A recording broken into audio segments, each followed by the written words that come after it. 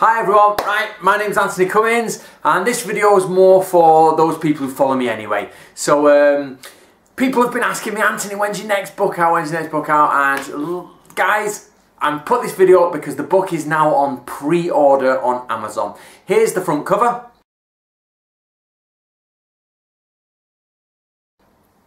And all you have to do to find the book is go down into the links and click the link, and it'll take you to the Amazon page. Now, if you're watching this video in 2014, the book's probably not out. If you're watching it in 2015, the book is out. But either way, you can pre-order it and you can get it cheaper, and it will arrive on the date it's released at your doorstep through Amazon. So what I'll do is I'll quickly take you through what's in it. Now, so what it's called is The Samurai and Ninja, and it's about getting rid of that idea of, you know, the old idea we had. I want it to be a marker in the world of history, where before this book people thought of samurai in a certain way, and after this book people began, it's not comprehensive in the slightest, but I'm hoping it's a turning point where people are like, at that point we started to think about the samurai in a different way. So what I'll do is I'll go through here what we've put in it. Now, I wrote In Search of the Ninja, which was it was a bit complicated as a book. I tried to keep it as simple as possible, but you know, people were still like, I don't get it. And you've got to realise that a lot of people just come home from work, and I get to do this 24 hours a day, 7 days a week. I get to really enjoy this, but some people have had a long day at work, they've got kids, or they just need to sit down and get the information digested. So this is what I've done. I've gone through it so you guys can sit down. I've simplified everything so you can open it and be like, right, okay. Now we all know everyone out there is just as intelligent and you could all do this, but because you've not got the time, I'm going to do it. And it means you can open the book and go through it and be like, ah, okay. And I've spent my time going around Japan collecting this information. So very briefly, this is what is in the book. So from a samurai point of view, the book is divided into two major sections, a section on the samurai and a section on the ninja. I wanted to call it Samurai and Shinobi, but publishers, being publishers, said, no, ninja is more popular, let's call it ninja. So first off, I've put the samurai in context. I've like, let's put them in the context they are. Let's divide from early samurai, middle period, warring samurai, and peace period samurai. Let's at least put it in there. I've described the history and the landscape of Japan, i.e. how does a samurai get paid? Where does a samurai live? What does he live in? Does he live with the lord in the lord's castle, or does he live in the countryside? You know, these sort of questions. I've also then moved on to society in Japan. Everybody says Japan, the land of the samurai. No, it's not. Like everywhere else in the world, it's land of the farmers. It's always the farmers, and the samurai or the warrior class are those who rule them. Like in all feudal systems, it's pretty much farmers do the work, they make the food, warriors protect the farmers from other people, and they use the surplus to provide them with weapons, armour and everything else. And I show you that from prostitutes to dancing girls to men of the cloth to the emperor. Where do all these people fit into Japanese society? Once you understand this, the samurai, you start to see where the samurai come in. Now, moving on from farming, what's the samurai connection to the land? People don't realise that samurai are absolutely connected to the land. Their money is derived from land use, farming, how it's farmed, how much they get. Even if they're not actually sat on the land or doing the farming, the harvest or the money entitled from that harvest directly affects them through their lord's payment scheme. Then of course we move on to the samurai in an army. So what's the formation of a samurai? What's the formation of a samurai army? What I've done is I've gone into some historical records and got the army listings for the day. So if those of you who followed my other books, the Gunpo Joshu is in there. We've pulled the list from the Gunpo Joshu of all the people. And we've got it for the Hojo clan, we've got it in different times for the Hojo clan, we've even got it from different scrolls for all the people that are in an army. Then what about a samurai in a battle camp? How do you set up a battle camp? What's in a battle camp? What does a battle camp look like? You know, where does everything go? So what I've done is I've done a very basic and brief overview of the samurai battle camp. Where do you put your ditches? Where do you put the towers? You know, where does the lord stay? What are them curtains you see in the films? That type of thing. Again, I've done the same with castles. What's the difference between a Honmaru, Nimaru, Sanmaru, or what about Inu Run and things like that, the dog run or the horse run or the warrior's run? What about all these type of things? What's a turret? What's a Japanese turret? You know, you've got Yagura, and that's it. How do we destroy turrets? All these things about the castles and the camps, we need to start getting that in. You know, because we always think of samurai on the field saying, my name is this and I have done this. Actually, samurai was at home doing siege and trench warfare as they were doing open battlefield warfare. So we have to remember, we're trying to move the samurai onto a more realistic setting. But of course it's not all warfare, so we have to look at the brush and the sword. What are the academic teachings that a samurai goes through? What are the literary things he goes through? You know, what type of things does samurai need to learn apart from butchering and killing? Of course, the samurai mindset. Now, this is not so much, don't get this mistaken with the Zen mindset. This is how does a samurai think? At the end of the day, priests were for Zen, samurai for warfare. And when a samurai needed Zen, he would go and speak to a priest. But when he needed warfare, he'd stick with his samurai guys. Differentiating between the types of samurai. By that I mean, one samurai is not exactly the same as another samurai. As in, like, one's a lord and one might be the lowest retainer. Or one may be a ronin who is of the samurai class but is masterless.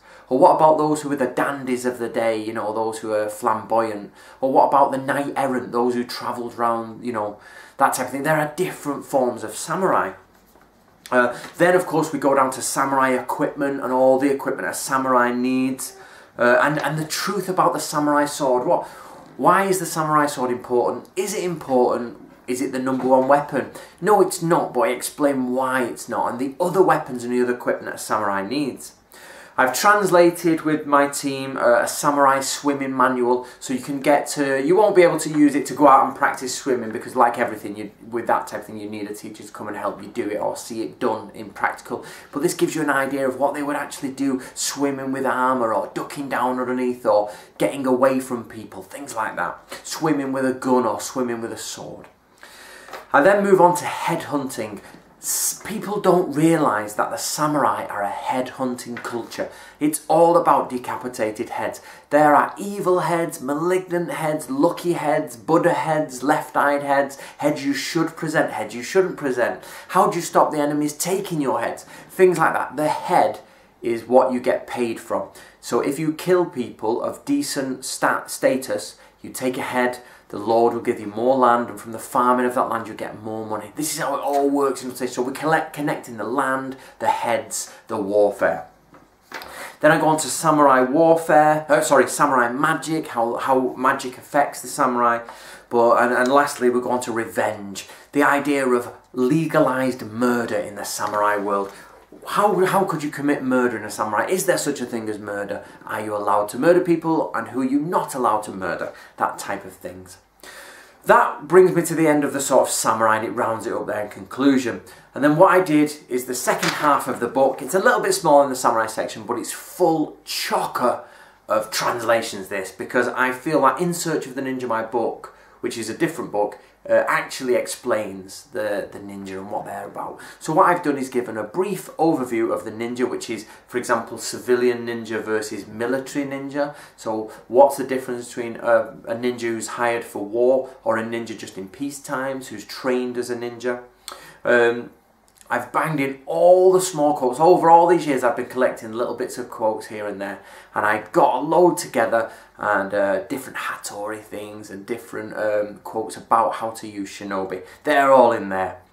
Now, luckily or greatly, when I was last with Kawakami Sensei, I had the fortune to sort of ask him about some of the missing points I had in Akuta Gawaryu. So I have the Akuta Gawaryu scrolled, but it's mainly just a mokuroku, or, you know, a list of things with a little bit of information. And the problem we've got is that some of it is not as clear. Well, some of it's obvious. So I got the chance to speak to Kawakami Sensei and get what he said about the Akuta Gawaryu. So in there you will find not a full translation of Akuta Gawaryu, but the mokuroku list of everything they do and my explanation of what it is inside it. So even though it's just a mokuroku, you get what they do and it tells you how it's done.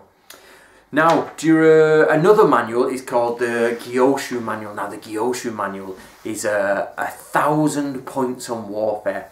And a big section of this is divided, also, well, not a section, a big selection of this is divided into ninja, and it makes a nice big section on ninjutsu. So what I've done is I've put the Japanese for people, and we've put the English for them, and then it's all the shinobi teachings, and this is from 1690, and there's loads of cool stuff in there, guys, even from using monkeys to how to two eager shinobi take the mick and, you know, actually don't do their jobs and steal money and things like that. Now from there, we've actually found, guys, big news. It's a small scroll, but it's a good scroll, and it's another Hattori scroll. We found another Hattori ninja, and he made his scroll about their school. And again, it's a Mokuroku with some small explanations, but it's, you know, we always like a good Hattori scroll, so there's a new one there. Now, for those who remember, do you remember the Gunpo Jyoshu? And it was written by Ogasawara. Now, Ogasawara wrote the Gunpo Jyoshu in about 1612 to 1619, and it's one of the oldest things we have on ninjutsu. But he didn't just write that, he wrote other stuff, and we found the other shinobi sections of his work. So there's a whole new lot. If you like the Gunpo Jyoshu, there's a whole new lot of ninja stuff. Anecdotes and chronicles about ninjutsu, new rituals, new recipes, new tactics, overall deceit with ninjas, how a lord. And if anybody in the world still doesn't believe, or if anybody's even thinking of trying to say that the ninja were not from the samurai class, or at least some of the ninja weren't from the samurai class, there's no turning back. This proves without doubt that ninja were taken from the samurai and others. Now, if you don't know my friend Stephen Nojiri, he's married into the Nojiri family. He loves Fukushima Ryu.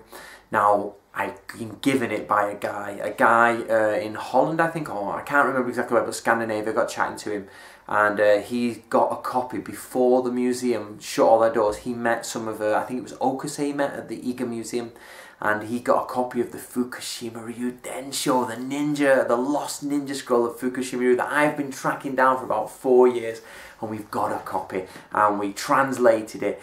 It's got some batshit crazy stuff in there. It's got a lot of magic, but it's also got a lot of cool stuff, and it's got a beautiful 5th scroll. It's annotated, so it's got the Kuden written in it, and it's got some excellent stuff, and I'm sure Nojiri will be hammering the internet with videos on Fukushima Ryu soon.